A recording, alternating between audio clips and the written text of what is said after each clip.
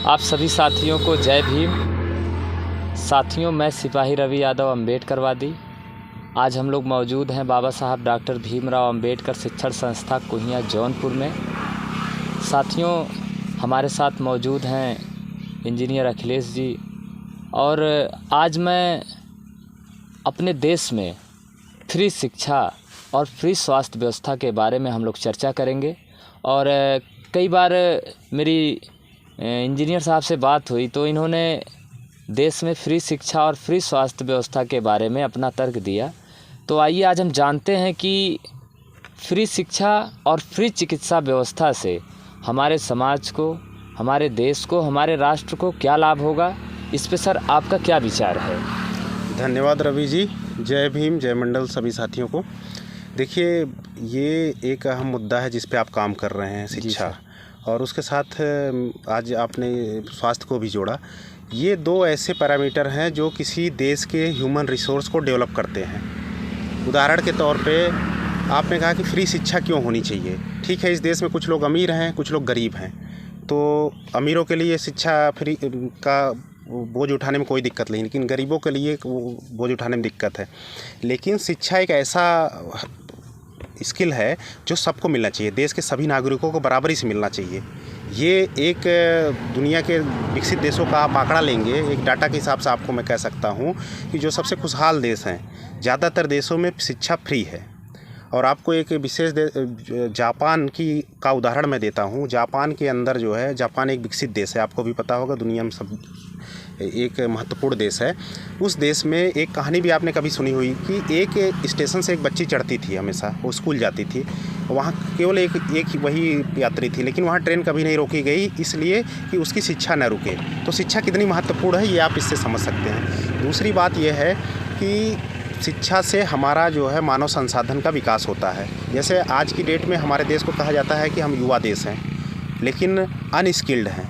बार बार आप पेपर में पढ़ते होंगे कि हमारे देश में जो है रोज़गार तो है, लेकिन उसके योग्य जो है ना इंजीनियर हैं, ना डॉक्टर हैं, या तमाम तरह की चीज़ें हैं। तो ये क्यों आ रहा है? आप देश को आज़ादी के बाद दो पार्ट में बांटिए, 1947 से 91 तक, 91 से आज तक। 1991 में लिबरलाइजेशन नाम की एक पॉलिसी आई, जिसके तहत हमारे देश की शिक्षा व्यवस्था और स्वास्थ्य व्यवस्था ही प्राइवेट हुई। ज़्यादातर लोगों ने बिजनेस इसी क्षेत्र में किया। अब ये पहले तो ये समाज सेवा थी शिक्षा, उसके बाद ये पेशा बना, अब ये व्यवसाय बन गया है जी। तो व्यवसाय का सीधा सा उद्देश्य होता है सिर्फ प्रॉफिट लेना, उसमें क्वालिटी क्वांटिटी क्या डेवलप हो रही है उससे कोई मतलब नहीं होता। तो इसलिए हमारा ये मानना है, और हम समझते हैं कि सभी लोग अपनी राय रखेंगे, कि देश में शिक्षा सबको सुलभ होनी चाहिए। जब सबको सुलभ तब होगी जब शिक्षा एक समान रूप से सबको अवेलेबल होगी, वो फ्री होगी। और आप ये बताइए, शिक्षा फ्री करने में दिक्कत क्या है? अगर शिक्षा फ्री होगी तो कोई उसको दोबारा थोड़ी लेगा। अब हम शिक्षित हो चुके हैं, हम ग्रेजुएट इंजीनियर हो चुके हैं, तो हम दोबारा फिर से तो करने नहीं जाएंगे पढ़ाई। जो बच्चे आज की डेट में उस उम्र वर्ग में हैं वही तो उसका लाभ लेंगे। तो जो बच्चे हैं वो भी फिक्स हैं देश की पॉपुलेशन के हिसाब से, उनके लिए एक स्पेशल बजट बनाया जा सकता है, शिक्षा दी जा सकती है। और अगर हमारा देश शिक्षित होगा तभी आप जो बात कहना चाहते हैं, जो उनके लिए भलाई की चीज़ है, वो अपने बारे में सोच पाएंगे। अगर शिक्षित नहीं होंगे तो नहीं सोच पाएंगे। दूसरा ये है कि स्वास्थ्य व्यवस्था में आज हर आदमी इस चीज़ को झेल रहा है कि अगर आप प्राइवेट हॉस्पिटल्स में जा रहे हैं तो आप ये समझिए कि आपको एक कस्टमर की तरह से देखा जाता है, जबकि आप एक मरीज़ हैं। डॉक्टर को सबसे पहले आपको वो सलाह देनी चाहिए जो आपके लिए सही हो, लेकिन कभी कभी डॉक्टर कहना नहीं चाहिए, अपने भी हित उसमें देख लेते हैं, जिसके कारण समाज का बहुत बड़ा नुकसान होता है। लेकिन अगर एक सरकारी स्वास्थ्य व्यवस्था है, किसी सरकारी डॉक्टर को आप सरकार सैलरी देती है, उनको उससे कुछ नहीं मिलना, तो वो हमेशा वही एडवाइस देंगे और जो मरीज़ के लिए हितकारी हो और कम खर्च में हो। और दूसरी ये बात है कि देश के सबसे बड़े बड़े हॉस्पिटल, चाहे एम्स हो, चाहे पीजीआई हो, चाहे बीएचयू हो, जहाँ लोग सबसे ज़्यादा विश्वास करते हैं, वो सारे सरकारी संस्थान हैं। तो ये एक तरह से जो है क्वालिटी का भी बहुत बड़ा मामला है। तो इन सब चीज़ों पे अब हमें बात करनी चाहिए। हम ये चाहते हैं कि इस पे आम जनमानस बात करे। ठीक है, देश में कहने के लिए विकास बहुत तेज़ी से हो रहा है। हमारे देश में चार्टर्ड प्लेन खरीदने वालों की संख्या बढ़ रही है, हमारे देश में महंगी 8-8 करोड़ की कार खरीदने वालों की संख्या बढ़ रही है, लेकिन उसी स्पीड से हमारे देश में गरीबों की संख्या भी बढ़ रही है। तो देश एक तरफ देश में अमीर हो रहे हैं, एक तरफ गरीब हो रहे हैं। जो हमारा मिडिल क्लास है वो एक तरह से ख़त्म हो रहा है। और मिडिल क्लास का आज की सबसे बड़ी प्रॉब्लम है, उसकी जितनी अर्निंग है या तो वह बच्चों की पढ़ाई में जा रही है या फिर दवाई में जा रही है। इस बात को आप सभी अनुभव करिएगा, कभी अपने घर का कैलकुलेशन। लेकिन सर आयुष्मान कार्ड योजना भी चल रही है देश में, जिसमें जिनके परिवार में 6 लोगों की संख्या है उनको आयुष्मान कार्ड का लाभ दिया जा रहा है 5 लाख तक का। और कहीं ना कहीं दावे भी हो रहे हैं कि देश में जो है स्वास्थ्य व्यवस्थाओं को सुधारा जा रहा है और अच्छी से अच्छी सुविधा दी जा रही है। तो सर इतना बजट खर्च हो रहा है चिकित्सा पे और बहुत ज़्यादा बजट खर्च हो रहा है शिक्षा पे, तो क्यों ना शिक्षा और चिकित्सा को एकदम फ्री कर दिया जाए। आखिर सर इसमें समस्या क्या है? आपने बहुत सही प्रश्न उठाया। आयुष्मान योजना, आप बताइए आपके गांव में कितने लोगों का आयुष्मान कार्ड बना है?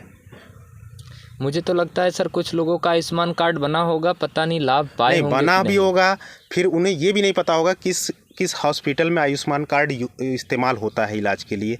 तो आप बताइए, मैं एक प्रश्न कर रहा हूँ आपके पास, अभी किसी का यहाँ एक्सीडेंट हो जी, ठीक, और वो तुरंत उसके पास समय ऐसी क्रिटिकल, खुदा न खास्ता ऐसी क्रिटिकल उसकी दिक्कत हो कि जिसमें उसे 1 घंटे का ही टाइम है, आप यहाँ से उसको जौनपुर ले जाएंगे या फिर किसी हॉस्पिटल में ले जाएंगे, क्या पता चला कि वहाँ आयुष्मान कार्ड की कार्ड एंट्री नहीं होगी, वहाँ यूज नहीं करते, तब तक तो उसके साथ क्या हो जाएगा।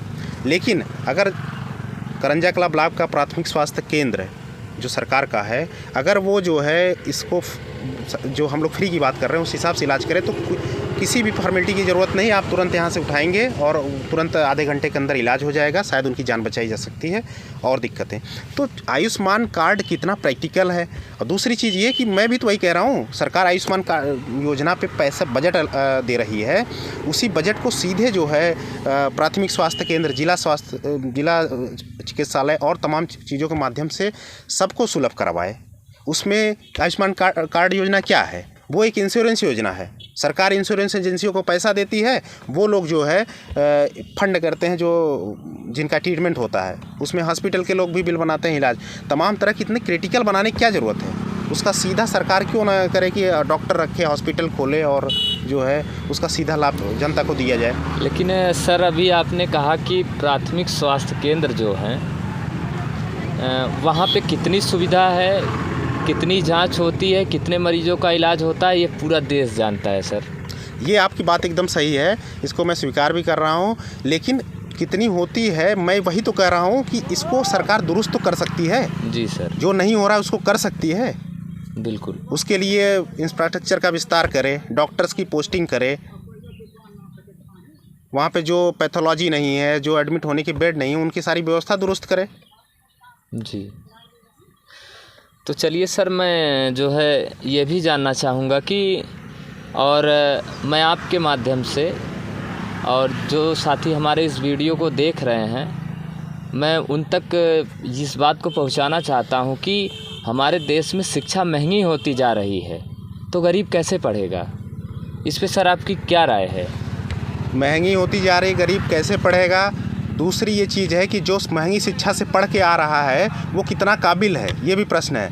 अभी हाल फिलहाल में सभी हमारे साथी जानते होंगे कि एक स्वास्थ्य मंत्रालय से आदेश आया है कि 0 फीस पर नीट के द्वारा, नीट में जो जीरो नंबर पे, जो नीट में 0 नंबर आए हैं उनके भी एडमिशन MBBS में होंगे। और जो लड़का 400 से 500 नंबर ला रहा है, जो कट ऑफ जाता होगा, लगभग 400 से कम कट ऑफ नहीं जाता है नीट का किसी भी कैटेगरी का, वो एडमिशन नहीं पाता है। क्यों? क्योंकि उसके पास पैसे नहीं है। और मैं प्राइवेट मेडिकल कॉलेज की बात कर रहा हूँ जिसकी फ़ीस करोड़ों में होती है। और ये टेस्ट तो छोड़िए, लोग विदेशों में, यूक्रेन में, रूस में पढ़ने जाते हैं जिनके पास पैसे हैं। तो आप बताइए कि ये क्या बराबरी का अधिकार मिल रहा है सभी छात्रों को? ये तो सर बिल्कुल नहीं हो पाएगा, क्योंकि सर इतनी बड़ी आबादी है हमारे देश में, और सर सबसे ज़्यादा आबादी इस देश में गरीबों की है, वंचित समाज की है, जो पिछड़े और दलित समाज के लोग हैं। तो सर ये लोग मेडिकल की पढ़ाई कैसे करेंगे? जैसे अगर सीटें भी जो है निर्धारित हैं नीट के लिए, जिनका सिलेक्शन नीट में नहीं हो पा रहा है और प्राइवेट मेडिकल कॉलेज की फ़ीस करोड़ों रुपए में है, तो सर हमारे समाज के लोग फिर कैसे मेडिकल की पढ़ाई कर सकते हैं? और वहीं पूंजीपतियों के घर के लोग जो है मेडिकल की डिग्रियां लेके तमाम बड़े बड़े हॉस्पिटल खोल के बैठे हुए हैं। यही तो हो रहा है, यही तो प्रश्न है, आज का सबसे बड़ा प्रश्न है जिसको सबको समझने की ज़रूरत है। कि इन लोगों को वंचित करने के लिए ये व्यवस्था लाई जा रही है। जी। जब जिसके पास पैसा रहेगा वही पढ़ेगा। जो प्राइवेट हॉस्पिटल डॉक्टर चला रहा है उसका लड़का योग्य है या नहीं है, लेकिन उसके पास पैसा है तो वो 0 ही नंबर पे भी एडमिशन दिलवा दे रहा है। अब वो ठीक है, मैं मानता हूँ वो डॉक्टर टैलेंटेड थे, क्या ज़रूरी है कि उनके लड़के में भी वही डॉक्टरी का टैलेंट हो? नो सर, क्यों? बिल्कुल नहीं। लेकिन डिग्री मिल रही तो लोग इलाज करा रहे हैं, लोगों का गलत इलाज भी हो रहा है। लेकिन जो योग्य बच्चे हैं जिनके पास पैसा नहीं है, जो उस वर्ग से नहीं आते हैं कि वो उतनी बड़ी महंगी फीस अफोर्ड कर सकें, तो वो लोग तो रह जा रहे हैं। और उससे क्या हो रहा है कि हमारे देश में अच्छे डॉक्टर्स नहीं आ रहे हैं। तो देखिए, समझने की ज़रूरत है। यही तो भ्रम है हमारे देश में।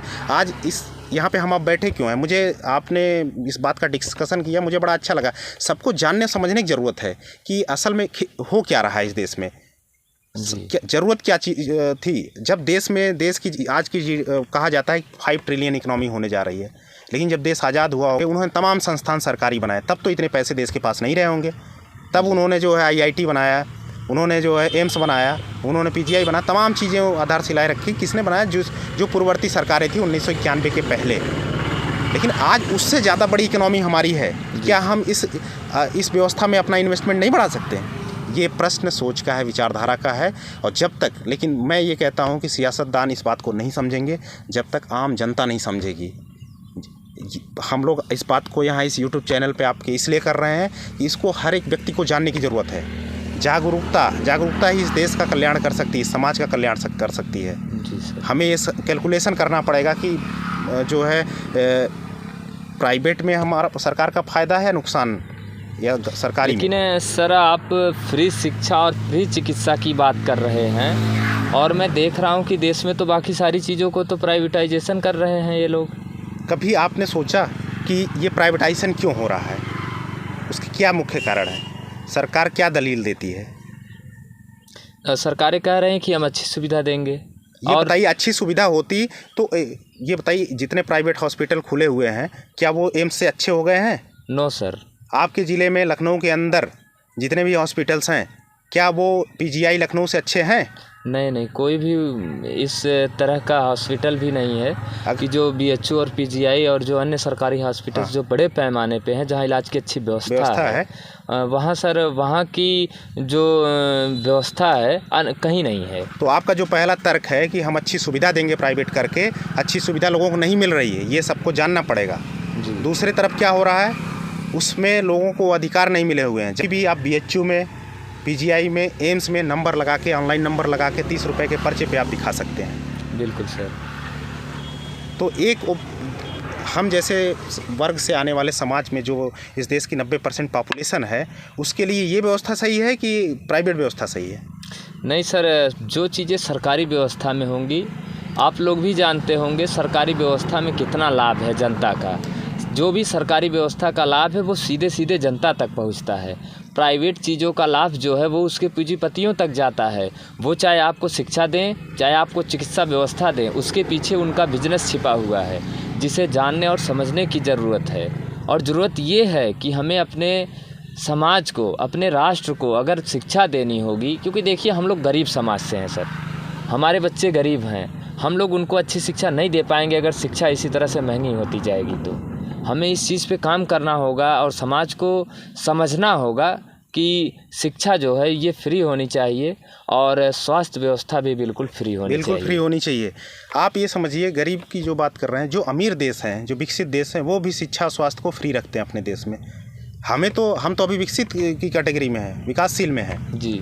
तो हमें तो और ज़्यादा ज़रूरत है अपने मानव संपदा का विकास करने के लिए। उसमें शिक्षा और स्वास्थ्य जो है, 2 ही मुख्य ज़रूरतें हैं। सोचिए कि हमारा स्वास्थ्य व्यवस्था कैसी है कि हमारे देश के लोग फिट नहीं हो रहे हैं, उनको तमाम तरह की बीमारियों से घिर रहे हैं। तो ये बहुत बड़ा प्रश्न खड़ा होने वाला है हम लोग सामने।